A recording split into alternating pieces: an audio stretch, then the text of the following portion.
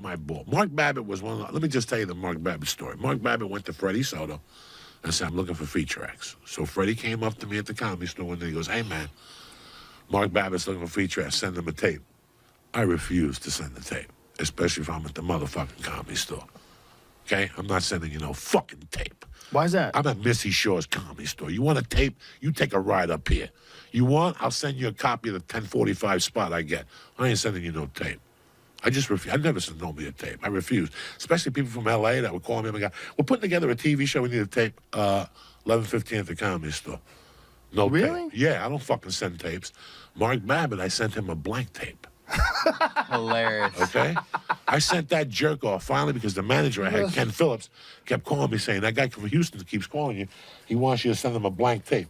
I fucking didn't send him a tape for a year. Finally, one day I went to fucking Ralph's, bought a tape, put an envelope and sent. Put Joey Diaz stand. There was none on the tape. Do you know that motherfucker called me a week later and say he loved my tape and he hired me as a feature act to open for Bobby Slayton?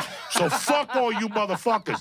That whole tape thing is a power move. When you go to a comedy club and you go to his office to get paid, he's got a TV and he's got 1,000 tapes on him with dust on him. He don't watch those fucking tapes. That's his fucking power move, okay? Send me a tape. I sent him the fucking tape.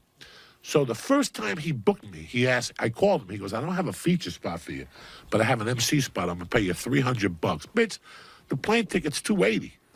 At that time, it was $220 or something. So I took the week, but I was always looking for a better week. And I got a guy in Toronto to pay me like $800 for a feature week.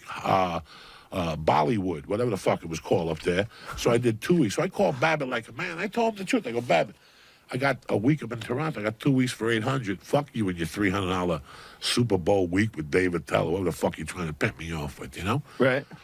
And he goes, okay. And about a month later, I heard he's never going to hire you again. You can't. I don't give a fuck. He told me, he told people I wasn't going to work again and all this shit. And I fucking called him up, bro. I fucking called him up. And I said, so that's what you're doing? You mean to tell me that you're not going to fuck you? He called me back a week later and gave me 2 gigs opening up for Paul Rodriguez in Bakersfield. And ever since that, we were cool. Okay.